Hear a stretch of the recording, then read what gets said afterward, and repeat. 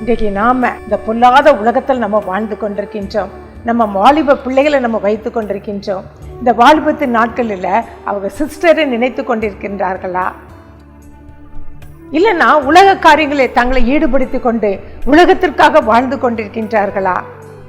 வேதாகமத்தை தூக்காதபடி, இயேசுவை பற்றி அறியாதபடி, இயேசுவை கண்டு கொள்ளாதபடி மனம் போல உலக சிற்றின்மைகளில் மூழ்கி கொண்டிருக்கிறார்களா? வேதத்தை தூக்காதபடி செல்போனுக்கும் சீரியல், டிவி, சினிமாவுக்கு அடிமைப்பட்டு தன் வாழ்க்கையை சீரழித்து கொண்டிருக்கின்றார்களா? சிந்தித்து பார்ப்போமா? நம்ம எல்லாருடைய குடும்பத்திலையும் ஒரு வாலிப பிள்ளைகள் கண்டிப்பா இருப்பாங்க. இன்றைக்கு டீன்ஸ் ஏஜ் பிள்ளைகள் இருப்பாங்க. வேத வசனம் அதிகமா அருமையா சொல்லுது, உன் வாலிப பிராயத்தில் சிருஷ்டிகரை நினை சொல்லி வேதாகமம் சொல்லுது.